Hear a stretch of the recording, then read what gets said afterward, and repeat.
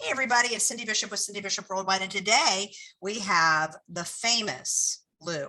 He's been a pioneer and thought leader in the video space since the launch of YouTube in 2005. He's helped thousands of entrepreneurs and companies create and leverage online video to build their brands and dramatically grow their revenue. So just in case you didn't know, he's quite a celebrity. Prior to this, prior to his industry leading work in online video marketing, Lou spent over 20 years as a marketing executive in the television and entertainment industries, including stints as national promotion manager for E! Entertainment Television and senior vice president for marketing for Fox Family Worldwide in Los Angeles, not to mention all the other places that he's done stuff for.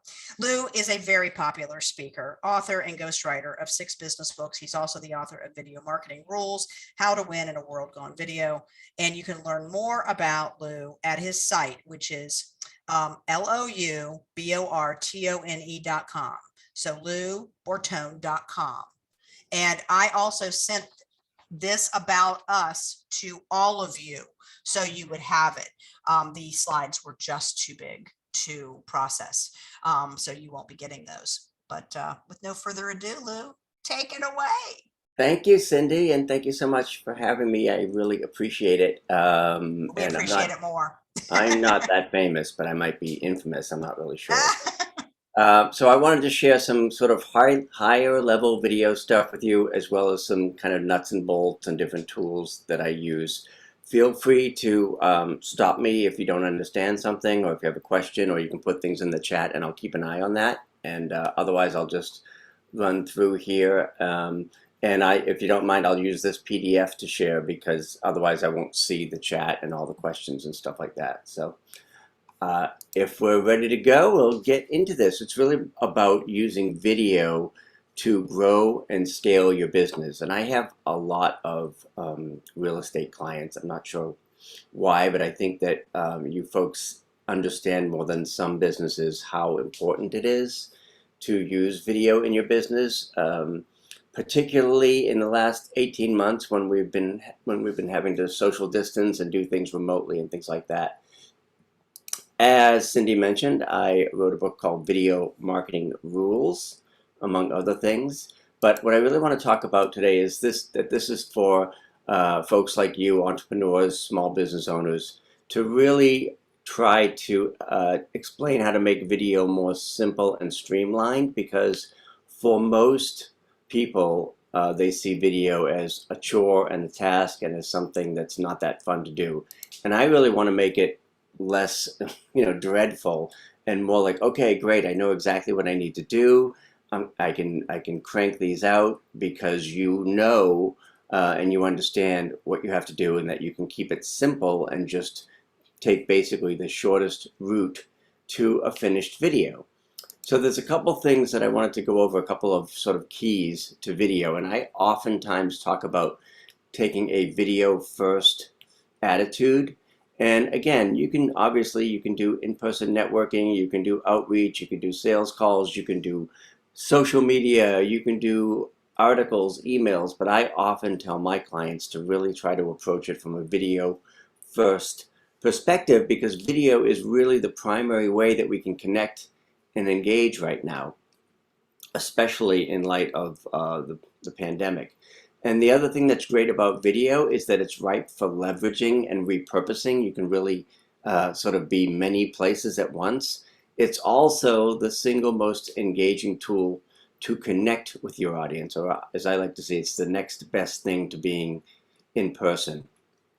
Video also builds know, like, and trust, which is obviously very, very important in our businesses. So, and it accelerates the sales process, which is the best part of all, because it can get you to the sale more quickly, which is why I've been doing this and using video primarily in my business for the last 12 years or so.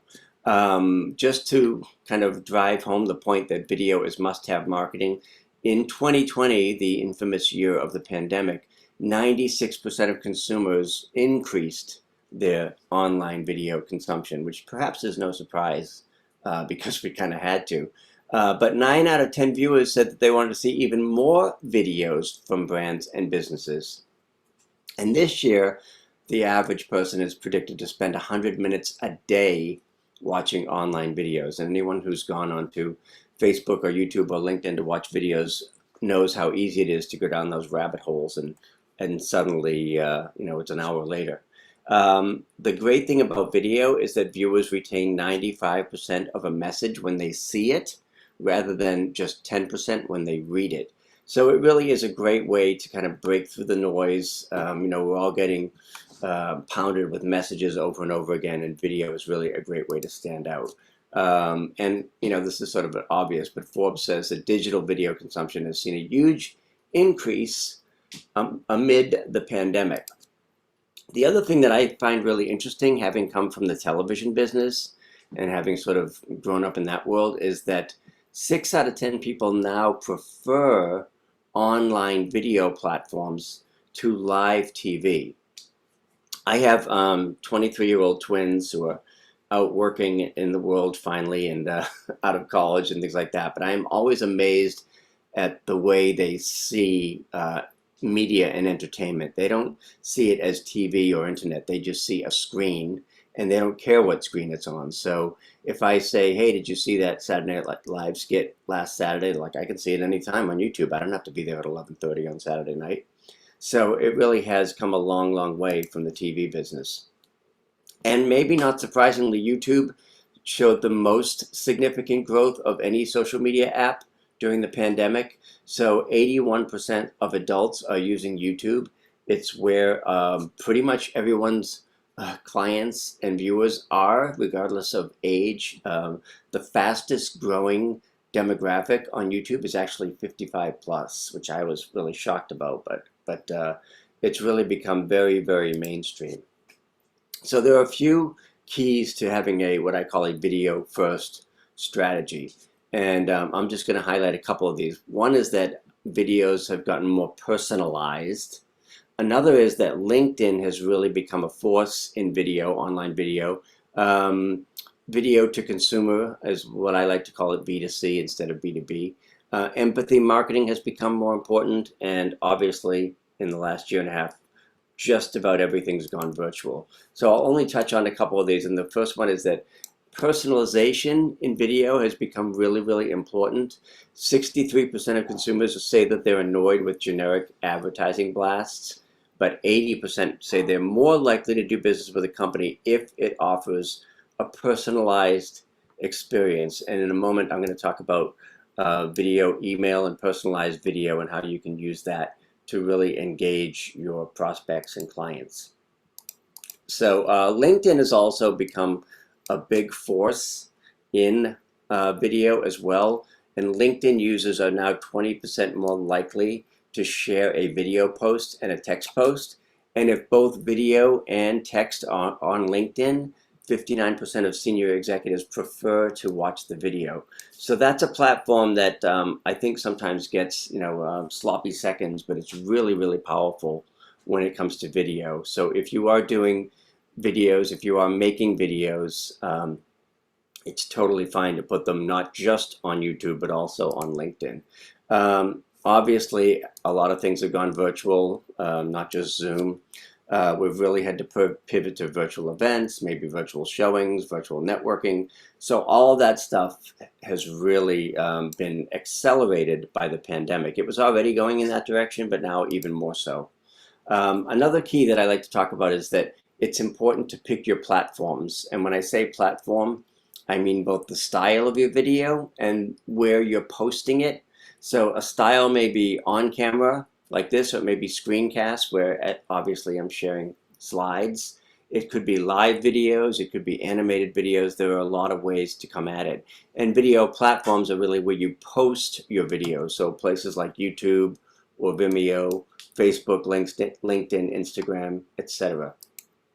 And I encourage people to find what I call their video sweet spot. There are so many ways to create video. And what you need to do is find the quickest and most effective style for you. So you want to sort of say, what is your go-to platform? Do you like doing live videos? You can do Facebook Live.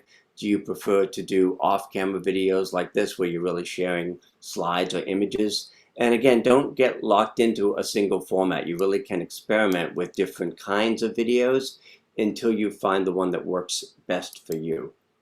And again, you can do sales videos, video tips, educational or explainer videos, webinars like this one, videos on your website. If you're a speaker, you can do a speaker reel. If you've got customer testimonials, you can record those. Obviously, social proof is very powerful. So there is certainly more than one way to come at this. And it's really flexible and really depends on what works best for you and your business. And again, I like to make the distinction between on camera and off camera because some videos should be on camera. If you've got a video on your homepage and you're talking about your business, you probably want to be on camera for that. If you've got frequently asked questions or video tips, I have a client and we're doing a series called Adventures in Real Estate, talking about some of the crazy things that happens when she does her showings and things like that. Facebook Live, obviously live videos tend to be on camera. Off-camera videos are things like this where you're sharing your screen or you're doing a webinar or a presentation, screencasts or PowerPoint video like this one. So there are all different kinds of videos, and they're also I also like to make the distinction between quick videos and keeper videos. And quick videos are things like live videos where maybe you don't have to put as much thought into the pre-production, or maybe you're just doing a quick tip series. Whereas keeper videos have shelf life; they're going to be up longer. So those are like your homepage videos, or maybe a sales page video. So you really want to make the distinction when you're approaching your videos between, okay, is this just a quick video that I don't really have to worry too much about? Or is this a keeper video that's going to have some shelf life and really be up there for a while?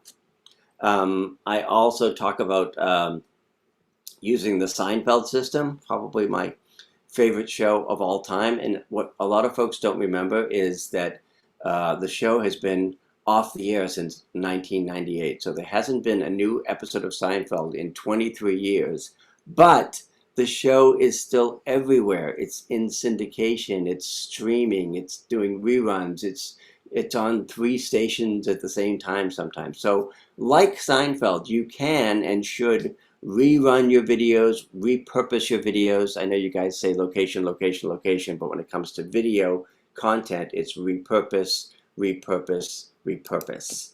And what I mean by that is you can take your video, the same video, put it on Facebook, put it on LinkedIn, put the link on Twitter, put it on your own website, put it on YouTube, put it in an email. So again, you can take that same video and basically blast it out across several platforms because you want to give your prospects and clients every opportunity to see that video. And you don't know whether they'll see it on Facebook or whether they'll see it a link on Twitter or whether they'll see it on LinkedIn. So I say, you can put that video in many different places. And again, you're not limited, you're not punished by, you don't get any SEO problems by putting the same video on different platforms.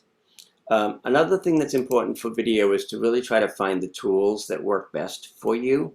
And I tell folks over and over and over again, less is more. You really want to keep it simple because every time you add something, you add gear, you add an app, you add something else, it increases the level of complexity.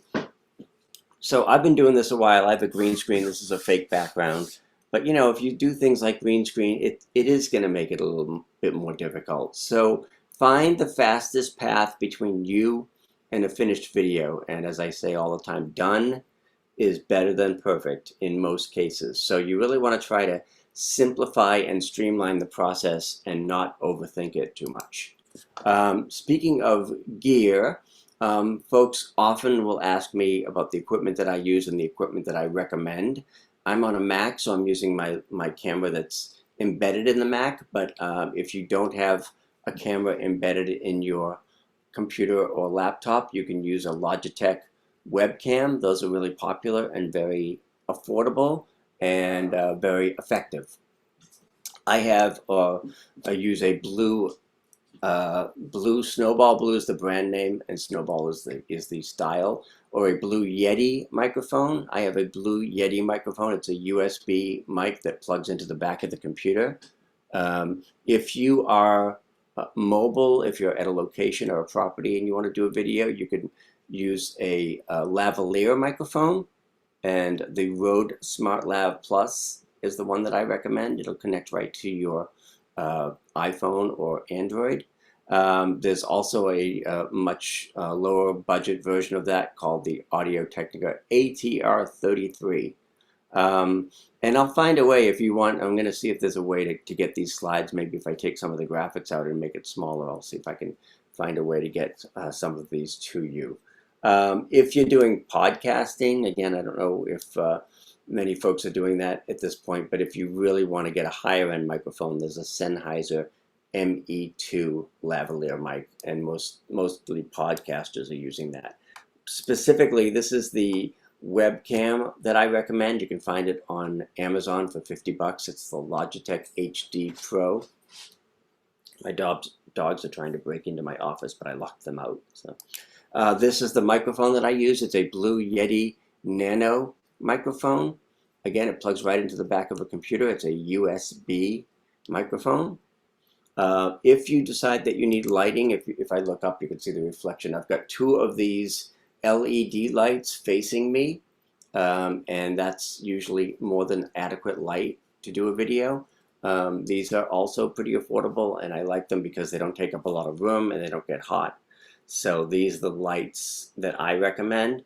And finally, if you do want to have a fancy schmancy background, or you're not happy with your regular office background, there are a ton of vinyl backdrops on Amazon that are about $15 to $20 that you can use. Now at the moment I'm using a green screen, but if you don't want to bother with that, you can just put up, I have one of these actually tacked up behind my green screen as well. You can sort of see it in the corner there. So these vinyl backdrops are really affordable, and they are pretty realistic. So that's another option. Again, for apps, as far as applications for doing video, I use Zoom many times a day, obviously. There's another app called Loom, which I'll show you in a moment, which I use to do video emails. I don't know how many of you are using YouTube, but I use software called Thumbnail Blaster to create my YouTube thumbnails. And I won't go through all these, but I will show you a couple of them in more detail. I use StreamYard when I'm doing my Facebook Lives because it enhances my live broadcasts. I use an app called OneStream Live when I want to repurpose and repeat or recycle my videos. And there are also other kinds of video creators. If you want to do something that's like an animated video, you can do wave.video. Or if you like those whiteboard sketch videos, you can use Doodly, D-O-O-D-L-Y. But what I'm really most enthusiastic about is video email, because personal video outreach is really powerful. And I mail my list pretty much every day, but my video emails have a 75% open rate compared to about 10 to 20% for regular email.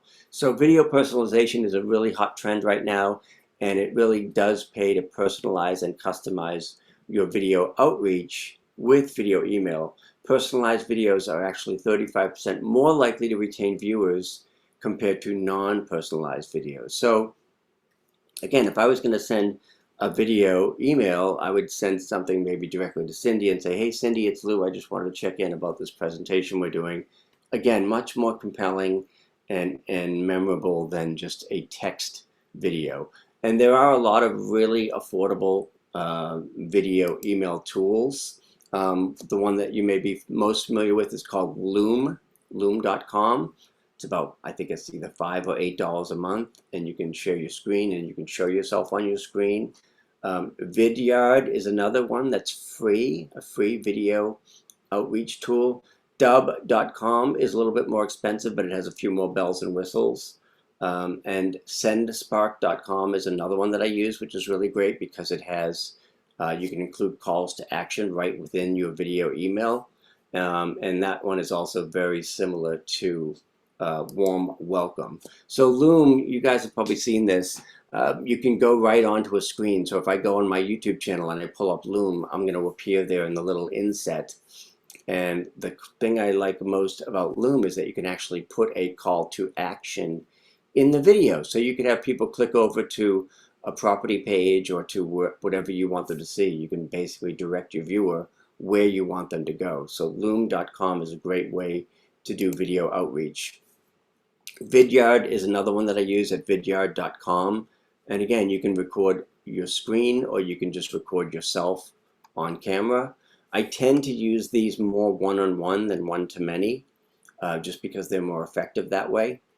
Dubb.com, D-U-B-B.com is another one. And again, this one's a little bit more expensive, but it has a lot more analytics and bells and whistles and things like that.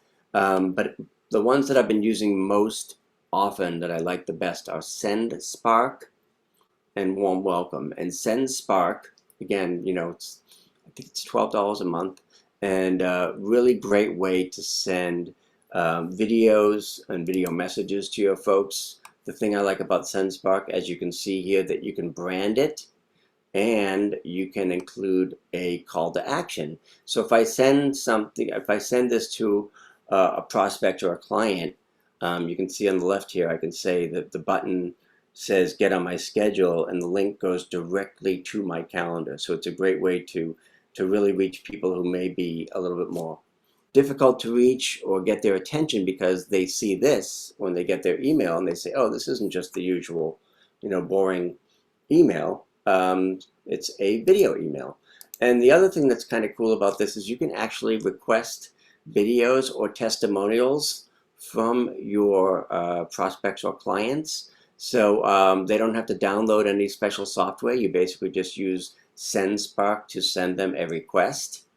And then they click on the Let's Start Recording and they record a testimonial for you. And I know sometimes it's hard to get video testimonials, but using this, I sent it to a couple people and I right away got these 3 video testimonials using SendSpark, because basically all they had to do was click this link here that says Let's Start Recording, and they record their videos, and then I see them in my SendSpark that I can use in my marketing.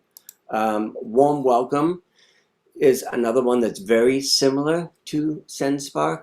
And again, they're all essentially the same. I just find, somebody asked about BombBomb in the chat. I find that Warm Welcome and SendSpark are far less expensive than BombBomb and Dubb.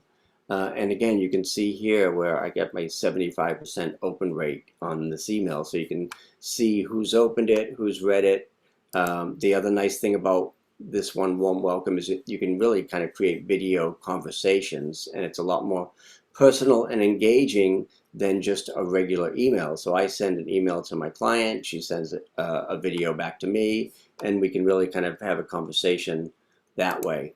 The other cool thing about Warm Welcome is you can sort of send a video business card or a video signature in your email. And lastly, and this you could probably do right on your website, which is kind of cool, you can do a video bubble. So in other words, when I have a web page, so here's a page for a course I was doing a few months ago. Down here in the lower corner, you can see a little video bubble.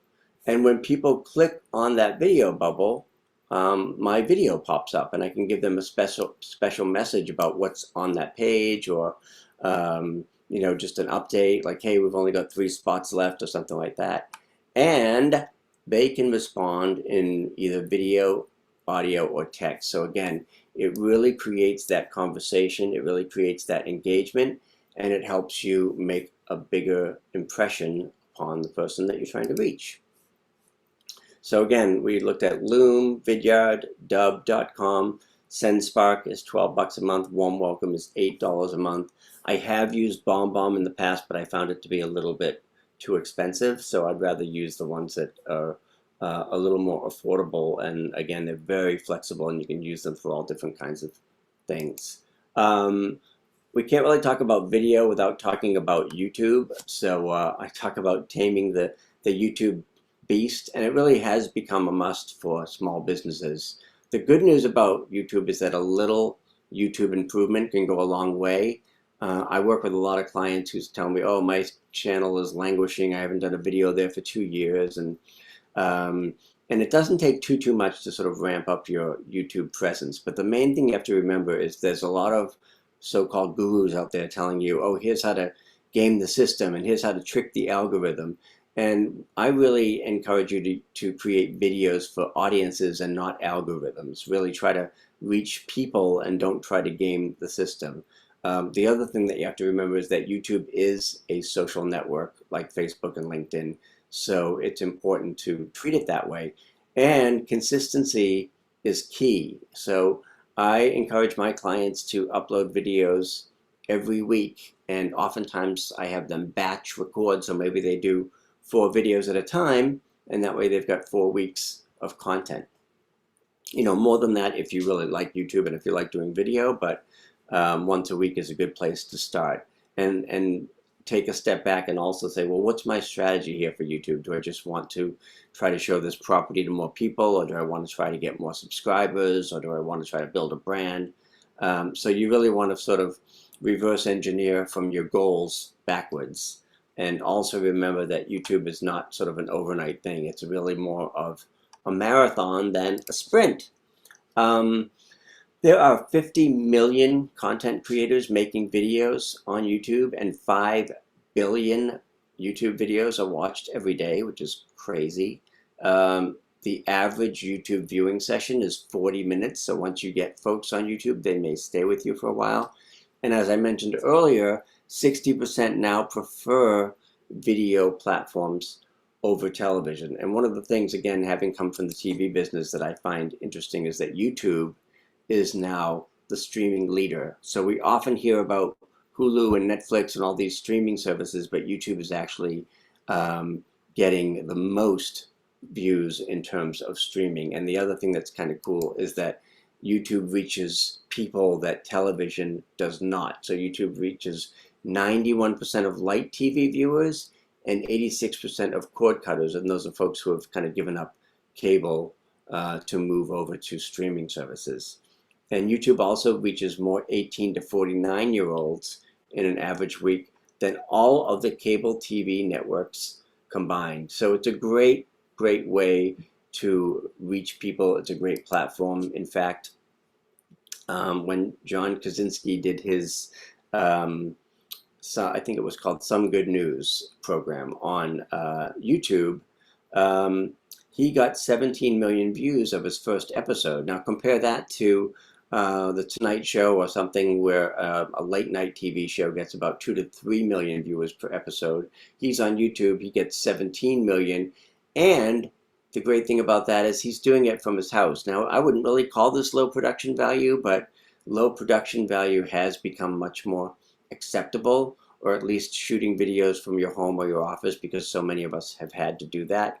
So again, you don't have to be a TV network to do good video. If you want to have a couple of quick fixes for your YouTube channel itself, again, make videos for audiences, your target audience. What videos do they want to see? Maybe it's like, okay, well, how do I get multiple offers on my home? Or maybe it's, how do I, actually get that home if there are multiple offers if I'm the buyer? Again, consistency, post weekly if possible. And YouTube also has a lot of very rich research and analytics that you can use to see who's watching your videos and what videos are having the most impact. Watch time is really important on YouTube. They reward watch time, so the more you can keep people on your channel and on your videos, the better. Try to focus really on the viewer experience, and remember that content is king, and I guess quality is queen then. But your YouTube channel should be a reflection of your brand. It shouldn't be a complete disconnect from your other web platforms or properties. There are a lot of YouTube tools out there that you can use as well. And again, they're mostly pretty affordable. vidIQ and TubeBuddy are essentially the same. Canva is a great way if you want to create your own graphics or YouTube thumbnails. Earlier I mentioned Thumbnail Blaster. If you're looking to find the keywords that people are using, I use a tool called Uber Suggest. And then lastly, it's fine to borrow or steal from Hollywood. Having worked in the TV business in Los Angeles for many years, there are a few business lessons that you can take from the movie business. And one is that really every picture, every video tells a story, even if it's just a 2-minute video. You can have a story with a middle, a beginning, and an end. You want to sort of roll out the red carpet and make your videos a premiere, build some buzz around your videos. Realize that cliffhangers bring audiences back. So maybe you have a video where you say, in my next video, I'll tell you this. So you're sort of, the current video teases the next video. Sequels in Hollywood are very popular, obviously, and you can do the same by creating a video series rather than just one video. And also realize that whatever video you're creating, you can usually improve it or fix it. We used to say we'll fix it in post, which means we got this footage, it's not great, but we can fix it in post-production with editing and things like that. So that's pretty much it. We talked about the video first philosophy, picking your platforms, using the Seinfeld system to repeat and repurpose and recycle your videos, finding the right tools to make video simple, using video email or video outreach to engage and connect with your clients and prospects, having a YouTube presence, and of course, stealing from Hollywood. I also add sort of a bonus key, and that is really the implementation, because you have to actually do the stuff. It's one thing to say, I'm going to get my YouTube channel in shape, or I'm going to do more video emails, but you have to actually do it. I'm happy to answer questions. I also have a free Facebook group called Video Nation, where I share ideas like these and webinars and things like that. So please feel free to check that out. It's at facebook.com/groups/go live video. It's a private group, so you can upload videos there and get support and encouragement and accountability and things like that. And again, that is facebook.com/groups/go live video. If you want to reach me offline, you can do that at vip@loubartone.com or just at my website at loubartone.com. And again, Cindy, I'm happy to answer any questions if anyone wants to come off mute, or if there's anything that I can clarify from the presentation. Well, I have a question. I see that I need some help, big time. Yeah. So if I wanted to, is this possible? If I wanted a consultation, an hour, a package, whatever, to basically, one thing I have found as a coach is that I have to have, if I have a good plan that I can implement, like we have hundreds and hundreds of videos on our YouTube. However, the problem with that, with us, is we're a school. So most of what I have, I'm not going to put out there in a 2 or 3 hour segment for people just to watch. So it's really got to be, and I can, of course, as you well know, I can have them unlisted, I can have them public, and I can have them private. So I want to use the same platform. And also I'm very protective of our speakers, because every Tom, Dick, and Harry wants to see what we're doing. And, Virginia has protected us 3 times already in the last 5 years on people trying to submit classes, for example, in the case of credit classes, that they should not have in their possession. So it's kind of an interesting thing. But one thing about having a school or doing what I do is it's a very low cost business. So it's hard to keep going. So having more and more organic growth is valuable. And this would be a great way to do it. And oh my gosh, I mean, I've been doing video for years. This is great stuff. And I have one more thing to say, and you can answer both questions. Jolene brought up the BombBomb. Most of these platforms that I've looked at don't have a call to action. So that SendSpark is fantastic. Does Warm Welcome also have like an immediate call to action there? Yes, they both do, which is what I like about them, because it's easy to get on my schedule.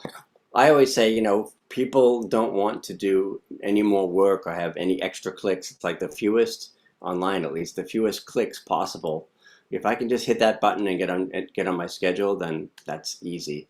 And I do things like I'll put in a link where I do like a $97 pick my brain session for 45 minutes. So it's easy for people to say, all right, well, I just want to talk to you and get some ideas and get some strategy and things like that. So I can put that right in the warm welcome video, and I get a lot of sessions that way because people are like, oh, okay, click, click, go to PayPal, boom, you're done. And then you're right on my calendar. So I like the direct calls to action that make it easy for people to get to me. Excellent. Okay, so when you send out whatever breakdown of the slides you want to try to do, Yeah. will you send them that access information as Yeah. well? Sure. So it is, again, easy. And I also like the fact that people can go ahead, and biggest challenge I have, as easy as it is to go to Google and find us, for example. Yeah. It's like pulling teeth to get reviews. Yeah. And that is something that has to stop, because it's just all about organic growth. So, Right. so now you all get to hear my struggles, right?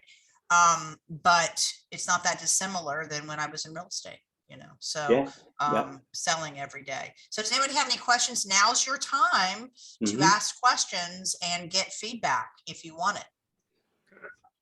Yeah, this is the Sense. Lou, is this presentation? I'm sorry. Go ahead. Will we be able to? Can we get a? Mike, you're breaking up. I think what you're asking is, can you get a copy of this video link? You're not going to get these slides. They're too big. The smallest I could get them down to was 29 megabytes. Doesn't go across anybody's email. I can't get it even to go through Constant Contact, but I will have the video link. So, and you will too. You're in coaching, so you'll have it.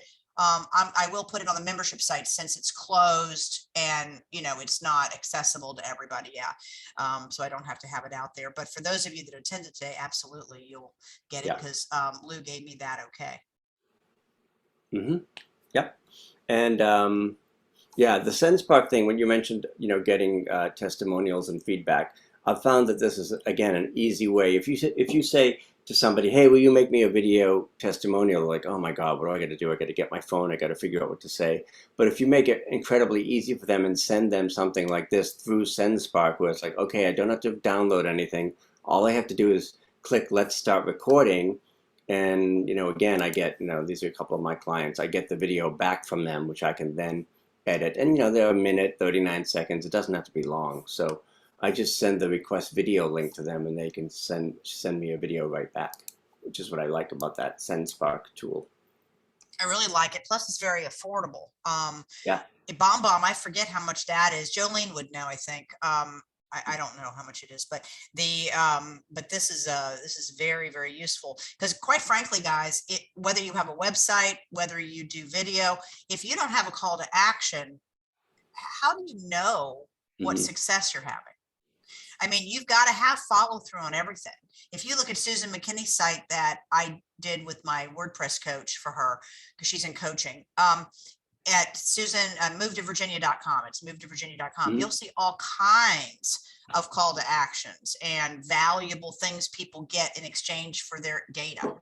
And if you don't have that, you're not really in business. So it's super important to have all that stuff so that people can be connected to you.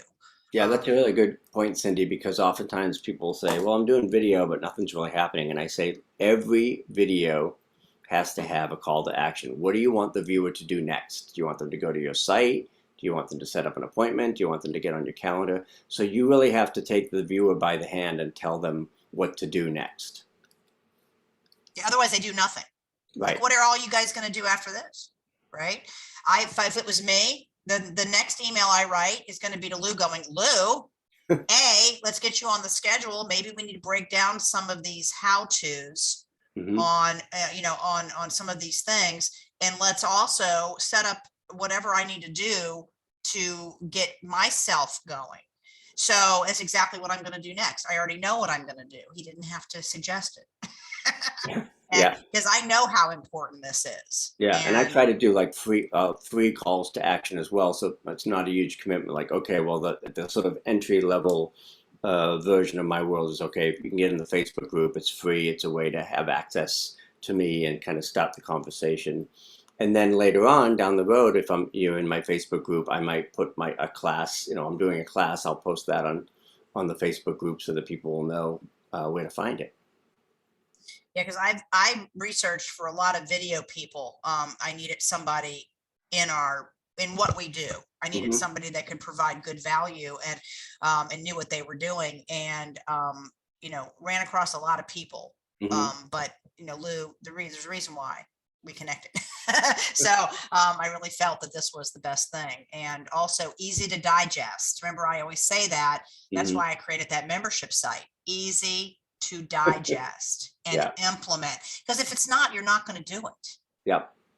And then we're just back to the same old bad habits. Oh, screenshots are fine, guys, but they do take up a lot of megabytes. So yeah, Lou, if quite frankly, you guys can have this video link. You just can't share it. You can't copy it. It's just for your use only, but I will send this to all of you. So you will have it as a reference. And I suggest you get on this Facebook group.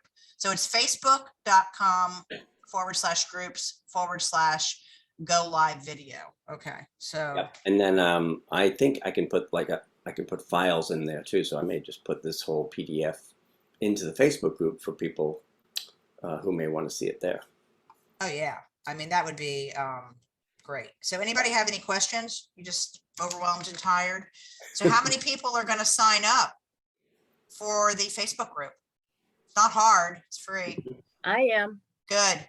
You start there if you need to. Now, I made it private for a couple of reasons, because there's less spam, and also so if people want to post a video and say, hey, tell me what you think of this, it's kind of a safe space. So I have to manually approve people, but when I see your names there, I'll just approve.